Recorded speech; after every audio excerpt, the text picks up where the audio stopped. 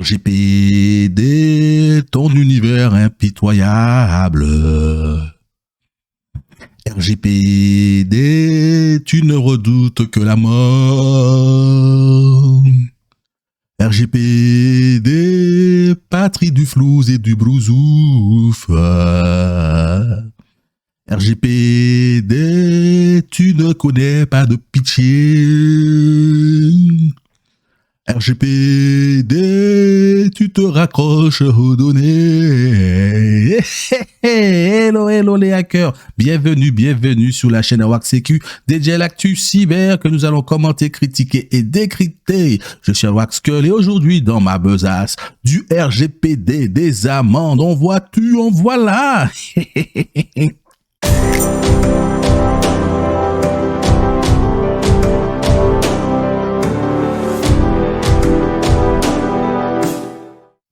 Allez, regardons cela ensemble. Aujourd'hui, nous n'avons que des news sur le monde informatique. Hein.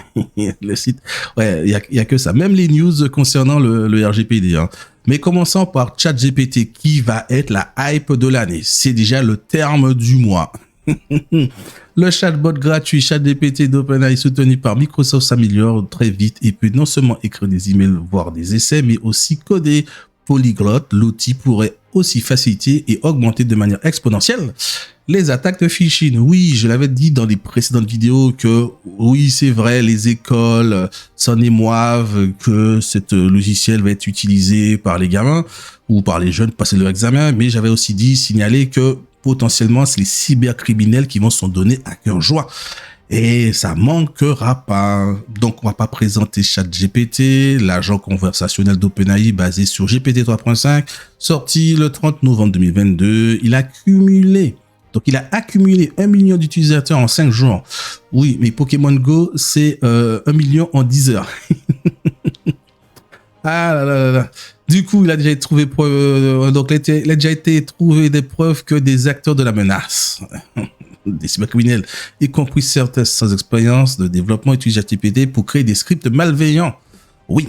Donc, mais ce qui va être bien chiant, on va dire, ça va être pour le phishing. Oui.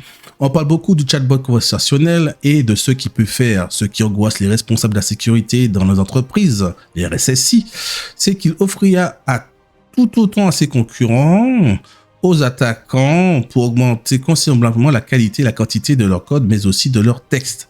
Les capacités de codage de ChatGPT sont effrayantes, mais même en limitant sa performance à générer du texte, ses possibilités pour les cybercriminels sont assez impressionnantes et susceptibles de s'améliorer rapidement. Oui, parce que forcément, beaucoup de pays l'utilisent, bien qu'il soit uniquement, on va dire, dominé par l'anglais, mais avec l'apprentissage de différentes langues, n'importe qui pourra écrire n'importe quel courriel. Et oui, à destination de n'importe quelle victime, quelle que soit la langue utilisée. Et donc, potentiellement, pour nous Français, on va dire, les brouteurs pourront faire de faux emails d'organismes et autres sans aucune faute d'orthographe. Aujourd'hui, donc, j'ai capable d'écrire des emails indiscernables, de ceux écrits par des humains dans n'importe quel style d'écriture. Oui, il peut même écrire du Shakespeare ou du Molière. Il peut générer du texte pour des publications sur les réseaux sociaux, des scripts de vidéos YouTube, de contenu de sites web, les communiqués de presse et les critiques. Oui, il s'avère, en fait, il a été prouvé que plusieurs sites de news typiquement orientés vers des jeux vidéo ont utilisé ChatGPT. Donc certains ont mis clairement, on utilise ChatGPT pour cet article, d'autres n'ont pas mis. Et par contre, concernant les scripts YouTube, pour les scripts, moi, je les écris seul. Hein. En même temps, je fais que de la réaction aux news cyber qui me paraissent intéressantes. Donc, venez soutenir mes efforts. Hein. Un petit like, un abonnement, cela aide. Oui, je force. Allez, bref. Du coup, donc on a quelques exemples de ChatGPT pour voir ce qu'il peut faire, qu'est-ce qu'il peut dire, voilà, en lui demandant. Mais il n'y a pas que lui. Ah oui, il y a d'autres outils d'IA. Hein. ChatGPT a fait un peu le buzz, mais dans le même temps, au moment de la rédaction, que la rédaction écrit cet article, Ucom n'avait plus aucune limite concernant les emails. Oui, parce que c'est vrai que ChatGPT, en fait, lorsqu'on lui demande d'écrire un email de phishing, il donne un avertissement quand même. Il est il a un peu de déontologie. Ou même, en fait, il bloque quand on demande un truc incongru, par exemple, comme comment fabriquer une bombe. Bien, même si qu'il y a la possibilité de le contourner, hein. On peut contourner en modifiant la phrase, mais par principe, ChatGPT essaie quand même d'avoir une certaine déontologie. Néanmoins, Ucom n'avait plus aucune limite concernant les emails de phishing. Lorsqu'on lui demande de donner des idées de sujets pour un email de phishing, il a répondu: des sujets pour les emails de phishing peuvent inclure de fausses promotions de postes, de fausses d'offres d'emploi, de dons caritatifs, des confirmations d'achat en ligne, des paiements en ligne, des factures, des notifications, etc., etc., etc. Donc, j'ai fait un petit test pour voir. Et du coup, je lui ai demandé, génère pour moi un faux email de facture, hein. Et donc il m'a expliqué, voilà, comment faire. Et puis il m'a donné, voilà, il m'a sorti cet email, il nous informe qu'il y a une influence, voilà, pour vous, et puis avec la date, ainsi de suite, ainsi de suite. Ah, le petit coquin. Mais bon, voilà, c'est encore une affaire à suivre, mais les pirates vont s'en donner à cœur joie, comme je disais. En parlant de pirates, passons un peu de corner bulle là. Des pirates déploient un implant Linux sophistiqué dans des systèmes Fortinet. Donc Fortinet, ce sont des firewalls type boîte, hein, comme du Cisco ou voilà, du Palo Alto, et qui sont massivement utilisés. Potentiellement aussi, il y a la version où il est possible de mettre du SD-LAN dessus ou du SD-WAN. Ça dépend, SD-LAN, SD-WAN. Donc voilà, c'est un composant assez utilisé. Néanmoins, l'exploitation d'une vulnérabilité permet aux attaquants d'exécuter à distance du code et des commandes arbitraires sans authentification dans des équipements de sécurité Fortinet non patchés. Une vulnérabilité critique ou haute. Donc ça ressemble un peu à ça. Donc, allez, c'est en décembre. En décembre, l'éditeur de solutions de sécurité de réseau Fortinet a révélé qu'une vulnérabilité critique dans son système d'exploitation FortiOS était exploité par des attaquants dans la nature. Du moins, la vulnérabilité dans la nature.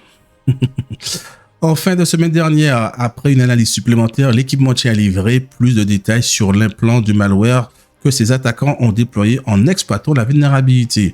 Sous la base d'informations actuellement disponible, l'attaque de 0day initiale ciblait fortement les entités liées à des instances gouvernementales, bien entendu. Cependant, comme la vulnérabilité est connue depuis plus d'1 mois, tous les clients devraient corriger dès que possible, car d'autres attaquants pourraient commencer à l'utiliser, comme d'habitude, mais oui. Donc, c'est de la fonction SSL et VPN. Déjà là, potentiellement, si c'est vulnérable, on est à poil sur Internet. La vulnérabilité référencée de CVE 20.22.42.475 se situe dans la fonctionnalité SSL VPN de FortiOS et elle est exploitable par des attaquants à distance et sans authentique. Là, c'est pas bien. L'exploitation réussie peut entraîner l'exécution du code et de commandes arbitraires. Fortinet a évalué la vulnérabilité à 9.3, sachant que le score CVSS maximal, c'est 10. Donc, c'est vraiment du critical, hein. Et a publié des mises à jour pour les principales variantes de FortiOS, FortiOS 6K, 7K et FortiProxy, déjà en plus. Alors, FortiProxy. Donc, FortiOS fonctionne sur les pare-feux de sécurité réseau FortiGate et d'autres appareils de l'équipementier, oui. Les clients qui ne sont pas en mesure de déployer immédiatement les mises à jour peuvent, en guise de contournement, désactiver le SSL VPN. Ben là, plus de télétravail, hein. Tu coupes le SSL là, allez, plus de télétravail. N'importe quoi. C'est quoi cette sorte de contournement là? On peut pas ça, on peut pas. Tu veux pas dire aux gens, ben oui, on va contourner, revenez tous, on coupe le VPN. Un jour comme aujourd'hui, en temps de grève là, en France, ça va être compliqué. C'est que pourrait s'avérer difficile pour l'entreprise, qui s'appuie sur cette fonctionnalité pour leurs environnements de travail à distance ou hybride. Le fournisseur a également publié une signature IPS, donc dans son IPS, système de prévention d'intrusion, oui, pour détecter les tentatives d'exploitation ainsi que des règles de détection pour l'implant connu dont son moteur antivirus. Les clients peuvent également chercher dans leur jeu d'événements les entrées suivantes qui pourraient révéler des tentatives d'exploitation. Donc, c'est les fichiers logdesk et signal 11 receive, backtrace, message, ainsi de suite. Alors, du coup, oui, donc en gros, ils ont manipulé l'OS de FortiOS, puisque en fait, ils l'ont repatché, et donc ils ont fait un fichier libs.back et puis ils l'ont remplacé par le libs. Donc le libips.so. Et du coup, en fait, quand l'équipement démarre, en fait, il appelle les fichiers malveillants. Voilà. Donc, ils ont analysé tout ça. Donc, voilà, ils ont trouvé quelques informations et quelques IP. Du coup, et aussi quelques modèles. Mais ce qui est intéressant, c'est que voilà, les chercheurs ont également trouvé sur les serveurs d'analyse de fichiers en ligne, virus total de Google échantillon du binaire Windows, dont le code présente des similitudes avec le binaire Linux présent sur FortiOS. Donc les mecs, ils ont regardé le code, ils ont cherché sur virus total, ils ont trouvé, entre guillemets, un binaire Windows qui semblerait avoir les mêmes similitudes avec le code de Linux. Déjà le truc, c'est con, bon, voilà. Et de là, ils commencent à formuler des plans en disant que les deux échantillons étaient sur le même fuseau horaire, donc UTC-8, qui comprend l'Australie, la Chine, la Russie, Chine-Russie, Singapour et autres pays d'Asie. Le certificat auto-signé utilisé par les attaquants ont été aussi créés entre le fuseau horaire UTC plus 3 et plus 8. Donc oui, il est difficile d'en tirer des conclusions car les pirates n'opèrent pas nécessairement pendant les heures de bureau, mais se calent souvent sur les heures de bureau de leurs victimes. Mais oui, pour se fondre dans la masse. Du coup là, on peut pas dire qui est l'auteur de cette vulnérabilité. Déjà. Allez, pour un coup, voici un petit peu la liste des fichiers, des artefacts. Donc c'est bien sur le libips.back, libgif, libiptcp, libipudp, libjpeg, ssl vpn config, bk, wxd, flash et quelques ip. Voilà pour cette vulnérabilité. Allez, parlons de notre ami RGPD. RGPD, 2,92 milliards d'euros d'amende en Europe pour 2022. Grâce au RGPD, l'Europe devient riche. L'Europe va s'enrichir. Oh là là là là là. Alors, les régulateurs européens des données ont émis un montant record de 2,92 milliards d'euros d'amende l'année dernière. Ah là là là là. Soit une augmentation de 168% par rapport à 2021. Je veux bien avoir une telle augmentation. Voilà, c'est ce que révèle la dernière enquête RGPD et Data Breach du cabinet d'avocats international DLA Piper, qui couvre les 27 États membres de l'Union européenne, plus le Royaume-Uni, la Norvège, l'Islande, le Liechtenstein. Il manque un pays, là. Il n'y a pas l'Istanbul. Il n'y a pas l'Istanbul, là. Il manque l'Istanbul, les gars. La plus grosse amende de cette année de montant de 405 millions d'euros a été infligée par la Commission irlandaise de la protection des données personnelles, DPC, à Meta, plateforme Ireland Limited, concernant Instagram pour des manquements présumés à la protection des données personnelles des enfants. Ouais, c'est pas bien. Donc, alors, Meta, c'est Facebook, au passage. Donc, ils ont pris une petite amende record. Oh là là. Le DPC irlandais a également infligé une amende de 265 millions d'euros à Meta. Ah bah oui, non, je me disais, ouais. J'avais la même phrase, mais non, encore eux, pour ne pas avoir respecté l'obligation du RGPD en matière de protection des données by design et par défaut. Les deux amendes font actuellement l'objet d'un appel. Tu m'étonnes, vu les prix, vu les sommes. Augmentation globale des amendes depuis le 28 janvier 2022, l'amende de 746 millions d'euros que l'autorité luxembourgeoise a infligée à Amazon l'année dernière reste la plus importante émise par un régulateur de données basé dans l'Union européenne à ce jour. Ouais. Mais ils vont sûrement faire appel, bien entendu. Le rapport a également révélé une augmentation notable de l'attention portée par les autorités de surveillance à l'utilisation de l'IA, encore elle.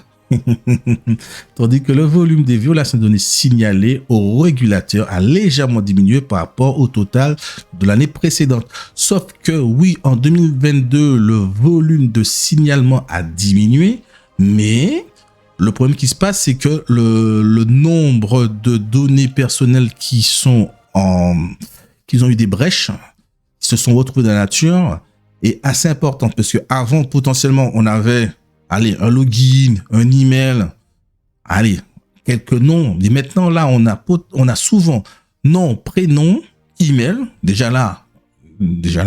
Mais maintenant, on rajoute adresse personnelle. Maintenant, on rajoute aussi date de naissance, on rajoute aussi potentiellement des données de santé. Voilà, donc le volume de signalement a diminué, mais le nombre de données collectées qui se retrouvent dans la nature a augmenté, d'où le fait que les amendes ont, elles, aussi augmenté. C'est tout à fait logique et mécanique. La dernière édition de l'enquête sur le RGPD et les violations de données a montré une augmentation significative d'une année sur l'autre de la valeur globale des amendes liées au règlement général sur la protection des données. Cette hausse témoigne de la confiance croissante des autorités de contrôle et de leur volonté d'imposer des amendes élevées en cas de violation du RGPD, notamment à l'encontre de grands fournisseurs technologiques. Ils prennent cher, oui, c'est vrai. Et également, a également été influencé par l'impact fortement inflationniste de l'EDPB, Comité européen de la protection des données. Je ne sais pas. Peut-on lire dans le rapport? Les autorités locales des protections des données auront sans doute suivi avec intérêt la décision de l'EDPB dans le cadre du mécanisme cohérence du RGPD. Ces derniers concernant les amendes, se sont traduites par une augmentation significative des sanctions finales imposées. Ben oui, comme je disais. Alors, l'enquête a également mis en évidence l'impact de certaines décisions notables prises par les autorités de contrôle de la protection des données cette année concernant l'application des exigences de Schrem 2 du chapitre 5 du RGPD relatif au transfert territorial des données personnelles. Ross McKean, président du groupe britannique de la protection des données et de la cybersécurité, a déclaré: la série d'amendes irlandaises du DPC visant les pratiques blablabla. On va parler de tout ça là. Alors ensuite, donc, on a potentiellement les tops. La loi a été très loin d'être fixée sur les questions. Bon alors, le top. L'Irlande, plus d'1 milliard. Le Luxembourg, 746 millions. Ah, la France, 428 millions. Donc, ils sont en tête de liste du montant global du RGPD déposé le 25 mai 2018 à ce jour. Le Royaume-Uni, avec 59 millions, se classe 7e. Donc, c'est bien 428 millions, 746 millions, 1 milliard, 59 millions. Et donc, maintenant, on parle de l'IA. Les CNIL européennes se concentrent davantage sur l'utilisation de l'IA et le rôle que jouent les données personnelles dans la formation de la technologie de l'IA, indique le rapport. Ben oui, parce que bien sûr, l'IA, il faut les former. Donc, potentiellement, il faut aspirer quelques données. Elle a un impact sur tous les secteurs, qu'il s'agit de l'automatisation des processus, de l'apprentissage automatique, des chatbots, de la reconnaissance faciale, plus cela, en passant par la réalité virtuelle et au-delà. Les données personnelles sont souvent le carburant qui alimente l'IA. Oui, utilisées par les entreprises. Elles permettent d'adapter les paramètres de recherche et de repérer les tendances comportementales et de prédire les futurs résultats possibles. Comme de nombreux systèmes, l'IA utilise des données personnelles. La réglementation de ces systèmes relève donc souvent du champ d'application du RGPD. Plusieurs autorités de contrôle de la protection des données ont publié des orientations sur l'utilisation des données personnelles pour l'IA cette année. En mai 2022, l'ICO britannique a infligé une amende de plus de 7 millions de livres sterling à la société de reconnaissance faciale Clearview IA pour avoir enfreint les lois de la protection des données en raison de son utilisation d'images et de visages de personnes et de données provenant d'informations sensibles et publiques. Mais là, du coup, vu que c'est sensible, ok, mais c'est public, ça va être compliqué parce que là, tout le monde met sa tête sur Internet. Donc Donc, ça va être compliqué. Donc, l'ICO a affirmé que l'entreprise avait collecté plus de 20 milliards d'images de visages de personnes et de données provenant d'informations accessibles au public. Accessibles au public. Sur Internet et les plateformes de médias sociaux dans le monde entier. Ah, mais c'est public. Le tout dans l'intention de créer une base de données en ligne sans informer les personnes et que leurs images étaient collectées ou utilisées de cette manière. C'est public. Le problème, c'est que c'est public. Déjà, c'est public. Donc, typiquement, là, en fait, par exemple, là, si je marque, déjà, tout le monde met sa tête sur Internet. Si je marque, par exemple, enfant, hop, Google Images, hop, là, voilà, on a plein de photos d'enfants, là. Tu vois quoi? Donc, vous croyez vraiment que, voilà, que Google a demandé à tous ces gens, à tous les sites, là, donc c'est compliqué, c'est là, ils vont se prendre des amendes. Ils vont se prendre des amendes parce que si avec les IA récupèrent des photos, comme ça sur Google, ils vont se prendre des amendes. En plus, déjà, ils sont déjà en bisbille avec les artistes, puisque les artistes se chouinent parce que les IA piquent leurs œuvres d'art, et ce qui est tout à fait normal de chouiner pour ce cas-là, puisque sans leur autorisation. Mais là, si on commence à avoir des banques de données et demander à chaque personne pourquoi et comment la finalité de ces données collectées, ben là, ils vont se prendre des amendes, c'est sûr. Allez, pour finir, la CNIL française, cette fois-ci, condamne l'éditeur de jeux vidéo Voodoo à 3 millions d'euros d'amende. Ah là là là là là, je te dis, ils vont devenir riches, tout ça là. L'éditeur français Voodoo, spécialisé dans les jeux vidéo pour mobile, a été épinglé par la CNIL et écope d'une amende de 3 millions d'euros. Ah oui, l'usage d'identification technique associée à l'utilisateur à des fins publicitaires sans leur consentement a été puni. Alors là, c'est un peu particulier. Alors, la CNIL a encore passé en action. Tu m'étonnes. Multipliant ces derniers mois les amendes Microsoft, Free, EDF, Infogreffe, etc. Cette fois sur l'éditeur de jeux vidéo français Voodoo que la Commission nationale de l'informatique et des libertés a mis son grappin. Tu m'étonnes. N'importe quoi. Voilà, entre août 2021 et juillet 2022, la CNIL a effectué plusieurs contrôles sur Voodoo.io et sur différentes applications mobiles éditées par la société Voodoo, telles que le jeu Ellipse Jump. À noter que le périmètre de contrôle effectué concerne le téléchargement et le fonctionnement de l'application en environnement Apple iOS. Ah oui, parce qu'on parle de l'IDFV. Suite à l'enquête, la CNIL a déclaré que le mode opérateur particulier pratiqué par Voodoo en termes d'exploitation des données de ses utilisateurs à des fins publicitaires. Lorsque l'utilisateur exprime son refus de faire l'objet de suivi publicitaire, la société Voodoo lie tout de même l'identification technique associée à l'utilisateur, donc l'IDFV, et traite toujours les informations en lien avec ses habitudes. C'est pas bien. Navigation pour les objets publicitaires et donc sans son consentement et en contradiction avec ce qu'elle lui indique dans l'écran d'information qu'elle affiche. Ah là là là là là, c'est pas gentil ça. Bouh. Voilà, donc le coup près est tombé le 29 décembre 2022. La CNIL ayant condamné Voodoo à 3 millions d'euros d'amende, justifiant ce montant par le nombre de personnes concernées, tu m'étonnes, par les avantages financiers obtenus du fait du manquement et par le chiffre d'affaires réalisé par la société en 2021 et 2020. 2021. Une injonction sous astreinte a aussi été prononcée pour requérir le consentement des utilisateurs à l'utilisation de l'IDFV, et à des faits publicitaires dans un délai de 3 mois. Dans le cas échéant, Voodoo s'expose au paiement de 20 000 euros par jour de retard. Du coup, les CNIL européennes, la CNIL française, semblerait vont avoir encore une très bonne année 2023.